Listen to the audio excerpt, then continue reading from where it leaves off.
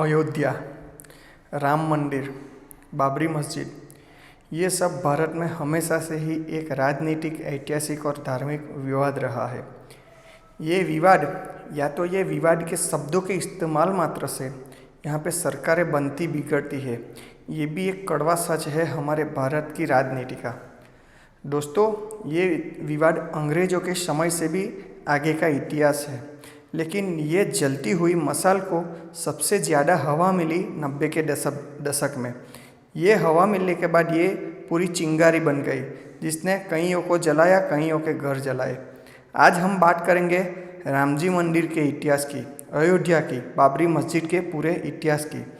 ये वीडियो बनाने का उद्देश्य बिल्कुल भी किसी धर्म या किसी जाति की भावनाओं को ठेस पहुंचाना बिल्कुल भी नहीं है, ना ही किसी राजनीतिक पार्टी का समर्थन, ना ही किसी राजनीतिक पार्टी की निंदा का उद्देश्य है।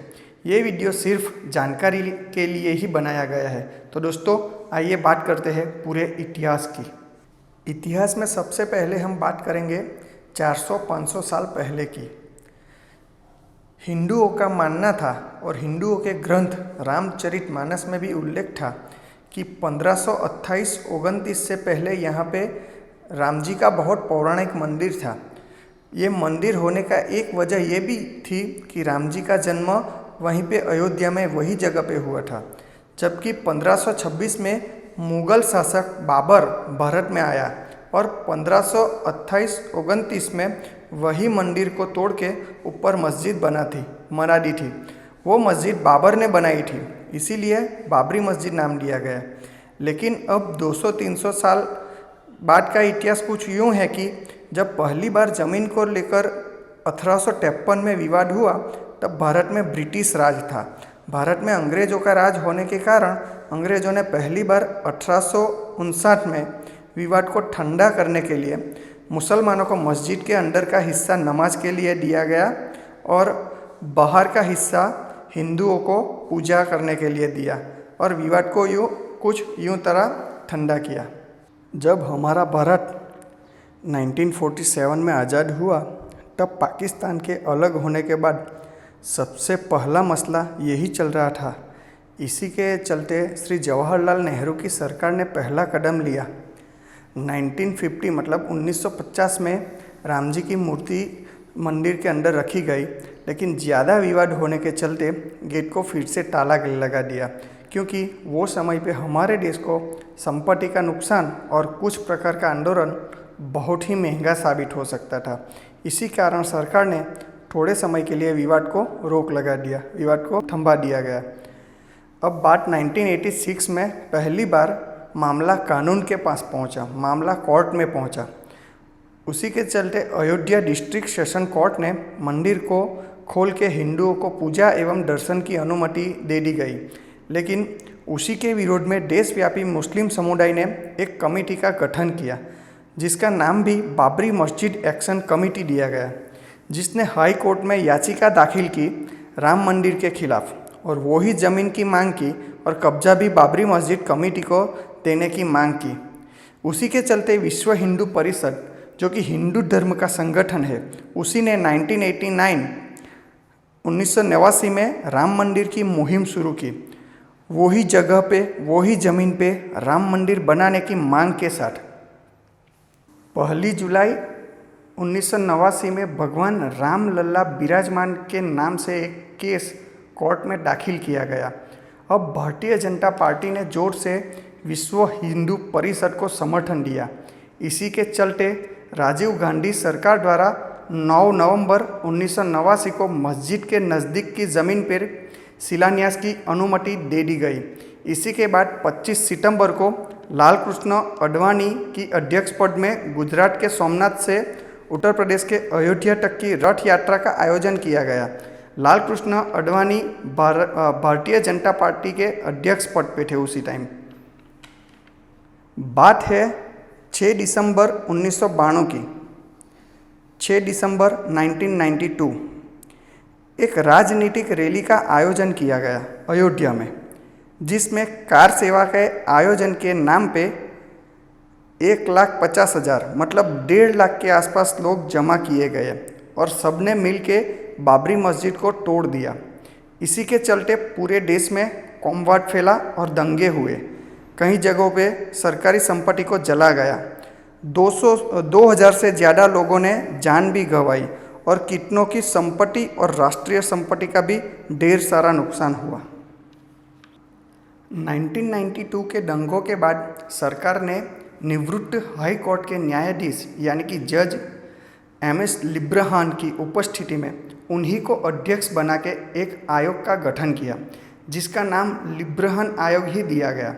सरकार ने लिब्रहान आयोग के पास पूरे मामले की जांच के रिपोर्ट 3 महीने के अंदर पेश करने की मांग की, लेकिन विवाद और कई और पहलुओं को लेकर पूरा रिपोर्ट देने में लिब्रहान आयोग के रिपोर्ट को जमा करने में 17 साल लग गए। मतलब 30 जून 2009 को लिब्रहान आयोग द्वारा 700 पन्नों का रिपोर्ट तत्कालीन प्रधानमंत्री डॉक्टर मनमोहन सिंह और गृह मंत्री पी चिदम्बरम को सौंपा गया। चलिए, ये तो हो गई लिब्रहान रिपोर्ट की बात।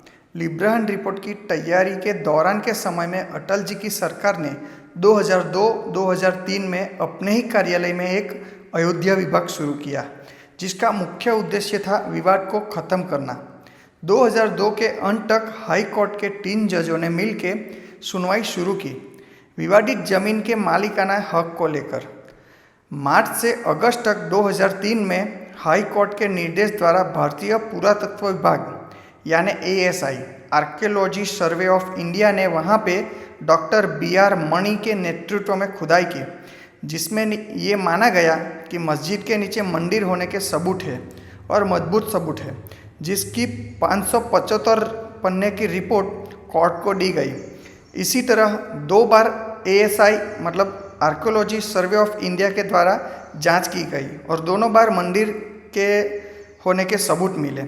पहली बार 1975-76 मतलब 1976 में जब ASI की जांच हुई तो जांच के अध्यक्ष BB लाल थे और BB लाल के साथ दूसरे स्थान पर ASI की ओर से थे KK मोहम्मद, जो 2019 में पद्मश्री अवार्ड से नवाजे गए थे। पद्मश्री KK मोहम्मद का कहना था कि मस्जिद के नीचे मंदिर था और वो भी 12वीं सदी के अवशेष हो सकते हैं।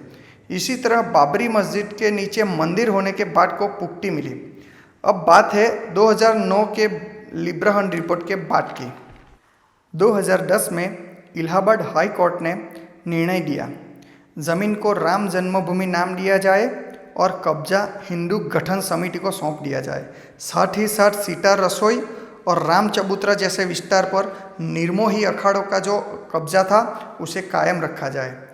जमीन का 1/3 हिस्सा जहाँ पे मुस्लिम बिरादरी इबादत करती थी, नमाज पढ़ती थी, वो हिस्सा मुस्लिमों को दे दिया जाए। लेकिन ये फैसला भी किसी पक्ष को मंजूर नहीं हुआ और दोनों ही पक्षों ने बारी बारी सर्वोच्च न्यायालय मतलब सुप्रीम कोर्ट का दरवाज़ा खटखटाया। 2010-2011 में सुप्रीम कोर्ट में केस दाखिल हो चुका था। अब मामला पहुंचा सुप्रीम कोर्ट। सुप्रीम कोर्ट ने ये विनती की कि ये मामला कोर्ट के बाहर ही निपटा दिया जाए, ये मसले को ख़त्म कर दिया जाए कोर्ट के बाहर ही, लेकिन वो भी नहीं हुआ। आखिर सुप्रीम कोर्ट ने आदेश दिया कि 11 अगस्त 2017 मतलब 11 अगस्त 2017 से 3 न्यायाधीशों की कमेटी प्रतिदिन यही केस की सुनवाई करेगी और जल्द से जल्द कुछ नतीजे पे पहुंचेगी, ये मसले को ख़त्म करेगी। 9 नवंबर 2019 9 नवंबर 2019 को सुप्रीम कोर्ट ने फैसला सुनाया कि 2.77 एकड़ ज़मीन रामलला की मालिकी की है, उसे मंदिर के लिए इस्तेमाल किया जाए और अयोध्या में ही 5 एकड़ ज़मीन मुस्लिम समुदाय को मस्जिद के लिए दी जाए। आज हम जब ये वीडियो आप तक पहुंचा रहे हैं तब तक हमारे वड़ा प्रधान श्री नरेंद्र मोदी ने राम मंदिर का शिलान्यास कर दिया है और ये फैसला पूरे भारत ने बहुत ही प्रेम और एकता की मिसाल कायम करते हुए स्वीकार किया है, जो कि बधाई देने वाली बात है और गर्व लेने वाली बात है। ऐसी एकता, ऐसी संस्कृति, ऐसे भारत पर हमें गर्व है और गर्व रहेगा। जय हिंद, जय भारत।